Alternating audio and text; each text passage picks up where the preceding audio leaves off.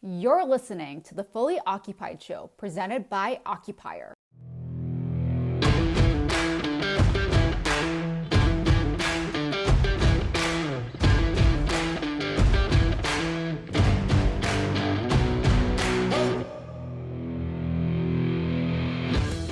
Hello, everyone. Thanks for tuning into the Fully Occupied Show. We appreciate your support. Be sure to follow us on your favorite listening platform. We have an awesome episode today. Michael Salafia from STAX Equity and Squirrel joins us. STAX Equity is a private equity fund that purchases commercial real estate, triple net leased assets, and increases their value. One of their major clients is Squirrel. They are revolutionizing the gas station convenience store concept one state at a time. Michael walks us through their strategy on how they're taking gas stations and creating much more client-centric experiences, his take on the EV charging market, and a whole multitude of other things that are interesting to the everyday consumer as we are all stopping at gas stations from time to time. Enjoy the episode. Thanks for tuning in.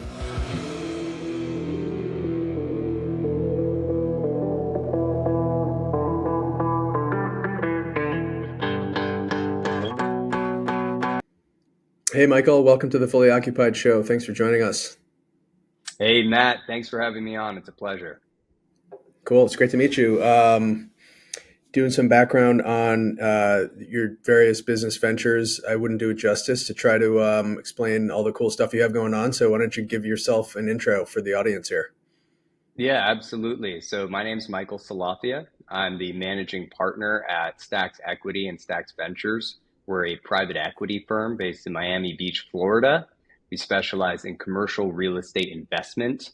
Our strategy focuses on a value-add approach to single-tenant net leased assets.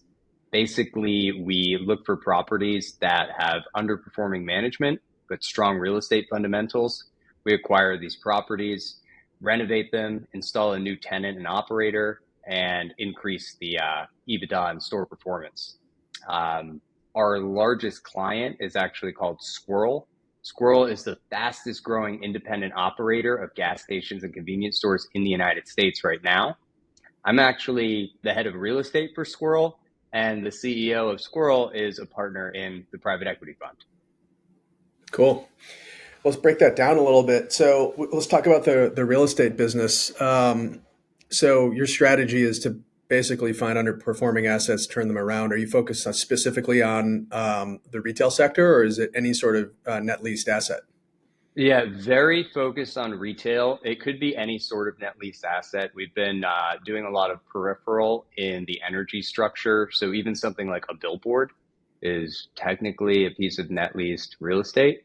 And we're doing quite a bit with that, as well as fuel and energy supply, installing EV charging stations, and just continuing to innovate in the convenience store space as we see this shift towards non-fuel retail sales becoming more prominent in the convenience store space. What's your geographic focus? Do you have, Squirrel's obviously fastest growing national, gas station chain. Are you guys all over the place, or what's your kind of strategy there? Well, I'll tell you what, we're very opportunistic, and we've been moving into markets on a state by state basis where there's a good opportunity to open up new stores and execute on our strategy. We love Florida. Squirrel was founded in Arkansas, so we have a large presence there.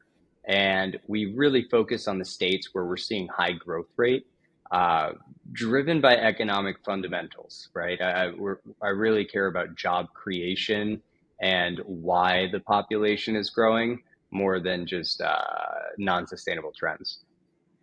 Got it. Yeah. So obviously more people, more cars, more need for fuel, more spending power in that population, thus probably a good growth market to get into. Absolutely. Yeah.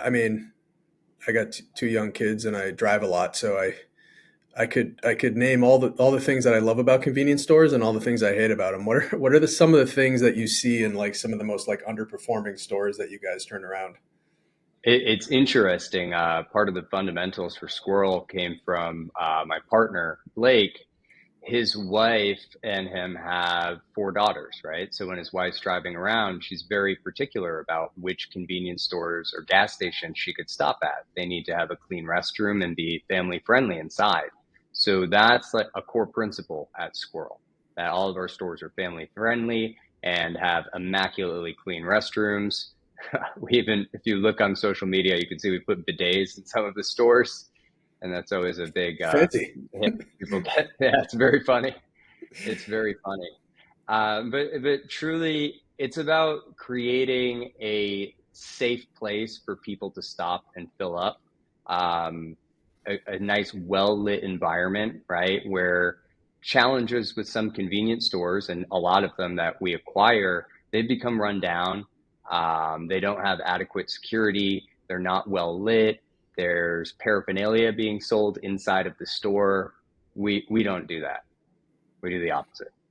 Yeah, so you're not going to fear for your life while you're pumping your gas and then walk inside to pay and buy like a glass like bong or pipe or something like that to hit Exactly. the road And with. hey, Yeah. there'd be nothing wrong with a cannabis retailer and dispensary that's licensed operating next to the convenience store, but that doesn't need to be in there where you're coming in with your young children and getting them some soda and potato chips, Yeah, or are you? hopefully a healthy drink.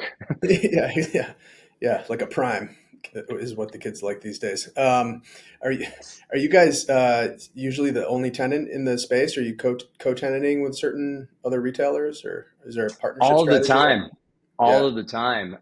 We love acquiring stores that might have another franchise inside. We have some stores with McDonald's, some with Subway. And in our model, we're adaptive to the hyperlocal market. So when we have the opportunity and we don't need to use a national retailer, one technique that we like to do is take whoever's the coolest local food truck, we'll let them operate inside of the kitchen space in the convenience store, because the fresh and prepared foods are one of our highest profitable items to sell, and it brings in a big demand. So if you have that local flavor, it's fantastic. We're buying a store right now, or we just closed on it. It's in Cocoa, Florida, and it actually has a taco shop inside of the convenience store. There's no wall separating it. The operators are doing great. They're just local operators. They report up to us, and we basically manage them as a subtenant, but we share the space, and it's going very well. Yeah, it's like an episode of like Diners, Drive-ins, and Dives where like Guy Fieri like pulls over into like a gas station and there's like a taco stand like running out of the back. Yep, You could probably find some much better food than the 7-Eleven hot dog on the roller heating up. exactly, exactly. And it's not that hard. Right. I mean, yeah, I think like my experience with convenience stores is the highway ones, you typically get like the big chains, right? You get like the Hmm. operators that at the McDonald's, the Dunkin' Donuts or whatever, and you know what you're going to get. And then you have like your suburban ones, which are usually pretty clean and nice. And then you have kind of your outlying areas that might be a little sketchier. Where do you see the biggest opportunity? Is it in underserved areas? Obviously, you just told us your thesis of the population growth and looking at fundamentals from an economic standpoint. Um, but like, where is the biggest kind of margin for you guys to improve? Is it along the highways? Is it rural? Is it you know CBD type of situations, or does it matter? It's really a mix of all three. At Squirrel in particular, we do have a rural market strategy that works very well. In those stores, they become more of a neighborhood corner store and a center for the community, because typically you'll have, one supermarket, one gas station. You're in a very rural area. We can put them next to a Dollar General because Dollar General does not sell prepared foods. So the two will pair well together. For example, we're acquiring one in a more rural area of Missouri. It's across from a dog food plant, dog food manufacturing plant. It's one of the largest in the United States. There's a lot of workers there. There's a lot of tractor trailer trucks. So for us, we can sell the diesel fuel to the tractor trailer trucks. That's very lucrative. And additionally, we can sell hot and prepared foods, right? There's nowhere for all of those workers to eat, and there's thousands of them. and they have nowhere to get lunch, nowhere to, stop and buy a beer. So we even put picnic tables outside with a canopy. So that way you can just, after work, pick up some fried chicken and beer and hang out outside. Yeah. Are you guys, I've always been kind of fascinated by the convenience store and gas station combination. Walk us through like the difference between the convenience store business and the selling gas business. So it's on a case by case basis, right? And for us, for Squirrel specifically, all of our stores are company owned and company operated. So everyone inside of the store is a corporate employee. They receive full benefits and they get paid above minimum wage. I don't really know of many gas station operators doing that. The fuel business itself, it's going to be on a case by case basis. And this just applies to the fuel industry as a whole. You have supply contracts. So in some markets at Squirrel, we're our own suppliers of fuel. And frankly, we're just getting Shell fuel that's unbranded and we're selling at the Squirrel stations. So you're buying really good quality Shell fuel when we have it unbranded. On others, we have to assume existing fuel supply contracts and deal with that, or we can buy out the existing fuel supply contract, typically with a partner, right, and sign something new. So it's on a market by market basis to determine what the best, what we call flag, is going to be. What brand of fuel should we use? Now, our margins when we go unbranded and sell Squirrel fuel, that's when we have slightly higher margins. However, that could easily be offset by doing a deal with Shell or Chevron, right, and selling their fuel. And it depends on the market. There's certain areas of the country where BP is seen as a lower quality brand, and other areas of the country where BP is considered a premium brand. And it's funny how much it'll shift. Yeah. It's kind of on a state by state basis for the most part. That is kind of funny. I don't have like a affinity towards a certain brand, but there are certain brands in the area where I live where you're like, okay, yeah, I'm going to go to the Shell station or I'm going to go to the Mobile station. But I'm not going to go to that off-brand gas station down on the corner because I have no idea where that fuel is coming from. But right. It could just be Shell fuel, just, they're just being supplied by it, they're not putting the flag up, I guess. I don't know. Right. Because Right? the flag Yeah. is expensive, Yeah. You're giving up a lot of margins to have that brand. Yeah. And I've also always been fascinated by, those intersections where there's 4 different gas stations and 3 of them have the same price for 93. And one of them has like a price that's 40 cents more expensive per gallon. And I don't know if that has to do with the curb cuts and how easy it is to get in and get out of that lot. Mm-hmm. Like this must be more expensive here because it's just easier to get in and out and people are willing to like pay for that convenience. I don't know if that's the factor or not, but I've just always been fascinated by how like the competition in like a certain strip or a certain intersection works. There's going to be multiple factors, but the flow of traffic is predominant. You hit the nail on the head there. That's the biggest reason, right? Other than that, when you put multiple gas station operators against each other, there are economies of scale and competition. For example, if we have a 7-Eleven that's corporate across the street from one of our Squirrel stores, we're not going to outperform 7-Eleven on cost of fuel. They will always beat us at that game. They're much larger, so they will have lower cost of fuel, so they can always undercut our prices on that. So you have to kind of pick and choose your battle on a case by case basis, and it depends on who you're going up against. Yeah, totally. Let's shift the discussion towards like EV and EV charging because that's obviously part of the thesis here as well. I feel like we're in like the first inning of figuring out how to build an EV infrastructure throughout the country. We are. Yeah, maybe not even the first inning. We're still experimenting with it, but obviously some states and cities are further ahead than others in terms of figuring it out. But just before we go into the micro of Squirrel's strategy with it, just can you give us a little bit of a kind of a flyover of like the EV world right now, and then also what you're seeing in terms of the development of like a nationwide infrastructure for charging stations? Yeah, absolutely. So there's a big political and social undercurrent pushing this forward, right? But the that current is not is stronger than the actual demand, right? Based on the amount of EVs that are on the road. So again, the EV infrastructure investments are hyper local, right? It's on a corner by corner basis if it makes sense to install an EV charger there. And the cost of installing these is actually pretty expensive. So you have to set it up with some kind of financing mechanism, no matter who you are, to make sure it works out, because you could end up just kind of putting those out there more as a reason to tell people that your hotel is green rather than actually profiting on the EV charging component of the of that deal. So big picture, that's kind of where it's at.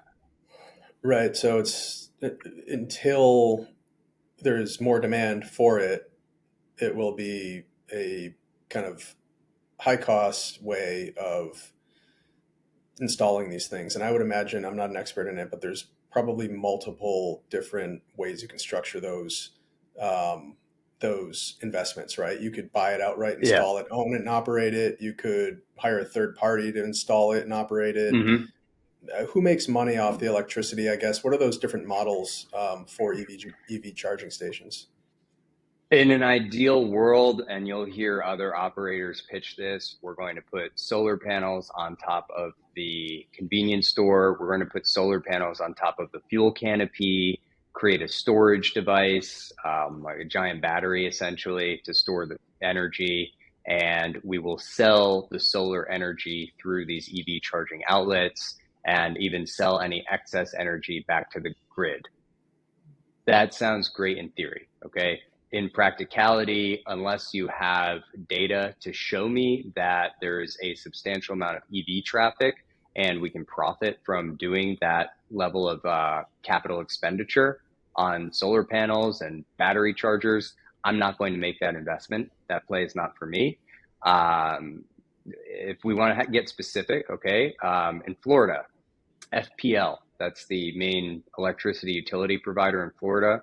They emailed me actually today saying, hey, Michael, we have a new program. We'll install the EV chargers at your properties and we'll actually pay you to do it and we'll share profits with you. Okay, that's way more attractive because now we can start testing it, right? And if that model becomes lucrative, then I can take FPL's position and be the infrastructure investor. But right now, it's very uncertain as to how profitable this is actually going to be. And there's a lack of data to make an educated decision. So there's a lot of speculation happening. Yeah, is there a first mover's advantage here across your portfolio, or just on an individual gas station basis? Like if you're the first one in town to have the charging stations, does that help? I Or Yeah, it does. It does, especially when it comes to brand recognition, right? So for Squirrel, we're still small. I don't know if it's going to make a huge difference for Squirrel in particular. Maybe by the end of the year, we'll have a big enough footprint for that to matter. But if you're, for example, Circle K and you have over 1,000 stores, all right, well, if the market starts thinking of, oh, Circle K, a place where I can charge my EV, that would be very positive, right? There's your first mover advantage. It's just creating that connection in the EV driver's mind that they can always stop at a Circle K. And we are working towards creating that for Squirrels, but we're at about 165 stores as of today across 13 states. So it's a bit spread out. And once we reach a more critical mass, say in a state like Florida and Texas, where there is a higher rate of EV adoption, it would be more advantageous for us to have that brand recognition. Yep. With the installation of the EV chargers, do you have to start thinking about a whole new set of amenities for the space? I'm just thinking like, I mean, Absolutely. Yeah, it's going to take 20 minutes Yeah. for me to charge my battery. Like, what am I going to do here? Look at my Right. phone, So maybe.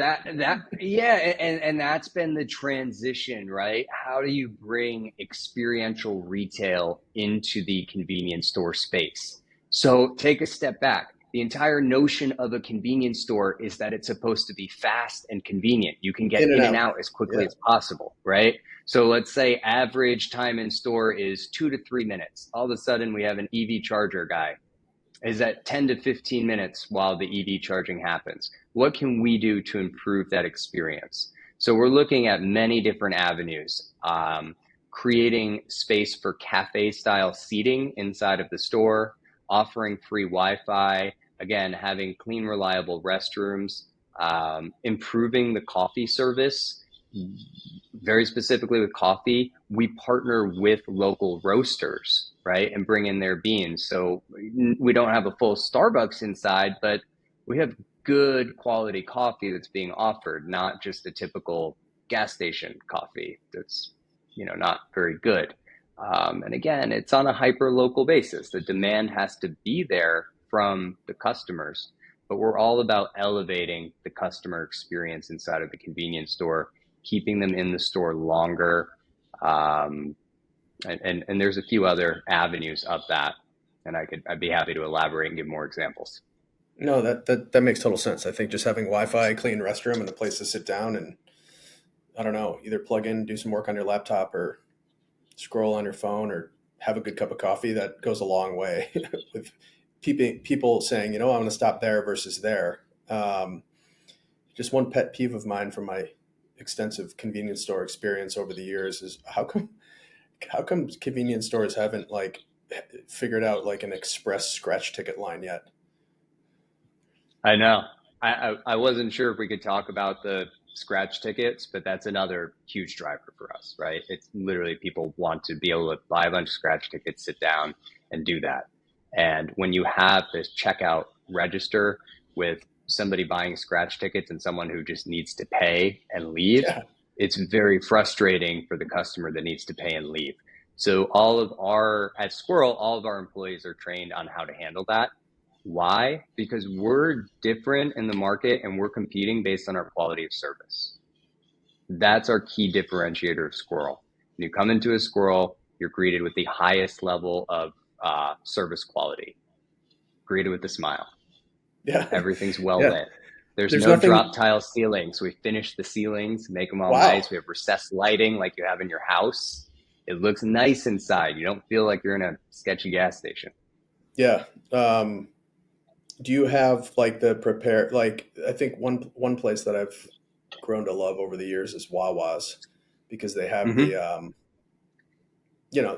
have good sandwiches basically, and you could build them and you could customize them, and they actually have somebody there that's making your sandwich fresh versus grabbing the plastic wrap sandwich and wondering if it's 3 days old, 7 days old, or whatever. Exactly. And they do a fantastic job with that. Wawa is arguably a quick service restaurant disguised as a gas station and convenience store. Yeah, right? totally. All of their fuel is unbranded, but people are buying it and they're like, oh, Wawa gas, it's good. Is it? Yeah. No, I just want a large Italian sub that I know is going to be fresh. Exactly. So that's why I love the food truck play. I mean, you can't go wrong. Gives a hyper local flair. And then when in doubt, we usually have a fried chicken concept or one of the other nationals, like a Subway or something like that. Cool.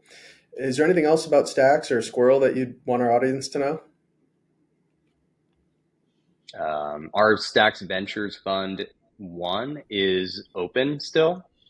So we are raising funds through accredited investors, and they can definitely visit staxequity.com to get in touch with me, and we can explain the thesis from there. But our strategy is very sound, and I love what we're doing. I love what we're doing because, one, we're achieving above market return on investments. Okay, that's great. That's what everybody wants. But two, we're creating jobs. We're improving the infrastructure of America one corner store at a time. I mean, these stores that we're buying before, you had people who are underpaid, they're struggling to be open, and now we're giving them proper corporate jobs. They're getting health insurance. They're getting 401ks, right, for working at a gas station. It's incredible. The social impact that we have is incredible. And at every single store, there's a story with someone who has a family that we've really helped turn their life around by revitalizing the business. So that's what I love about what we're doing. Cool. It's pretty inspirational. Thank you. Let's pivot into some rapid fire questions. I'm going to give go. you, we're going to go 5 questions, and Mhm. I'm just going to rapid fire them at you, and you can elaborate as much as you want, or just give me one word answers. Question number 1: Are you a morning person or a night owl? Night owl. What's your typical bedtime there? Are you like past midnight? Yeah, I'm past midnight. I Well don't know. I past. think it's just inherent. It's just natural. I try to be a morning person. Last night I went to sleep super early. Had a glass of red wine, got real sleepy, went to bed early. But in general, I'm just up at night. It is what it is. We'll be in this office with my team 9 o'clock on nights regularly. We'll be here from 9 a.m. to 9 p.m. on a regular basis. Sometimes we'll stay later depending on how much we have to get done, but we're always cranking. We're really hard workers here. Cool. Question 2: If you could have dinner with any famous person, dead or alive, who would it be?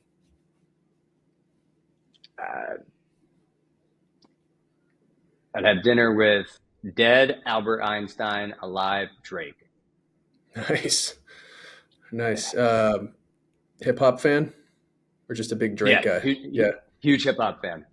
And big theory of I just think it'd be guy. a fun dinner. It would be fun. We'd be chilling and have a great time, right? So there it is. And then on the other thing, I'm bringing somebody back from the dead who is a genius. Let's dive into that conversation, see what we can pick out of that brain. Get 1 or 2 ideas from that guy. Yep. All right, question number 3. If you were going into a convenience store to grab a slice of pizza, what would be your go-to topping? Well, it depends on the convenience store. If we were going into one where we have a full concept, I would go with like the spicy salami with the Calabrian chili and the honey drizzle. Ooh. But if it's a regular store, I'll just go with the pepperoni. All right. Right down the middle there. Question 4. Besides a Squirrel convenience store, what is the most interesting place you've ever visited? Like in the world? Yeah, like a place in the world. Yeah.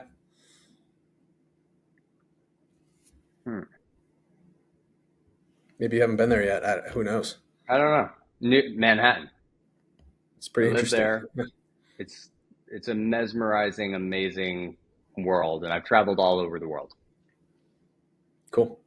Yeah, you get pretty much a slice of everywhere in the world in Manhattan, so you can get whatever you want.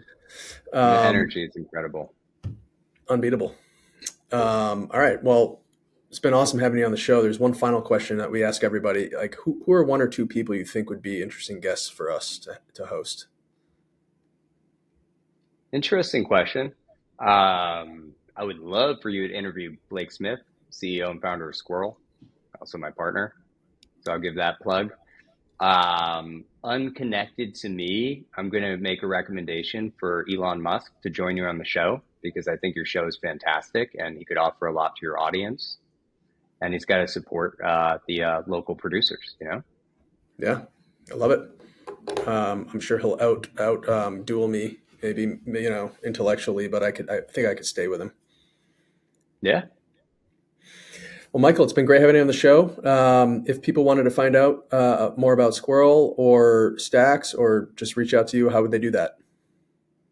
Yeah, absolutely. I would recommend going to our website, staxequity.com, STAX equity.com, or just plug that into a Google search or search my name, Michael Salafia, and we are very easy to find. Awesome. Thanks, Michael. Appreciate you having me on. Thanks, Matt. Take care.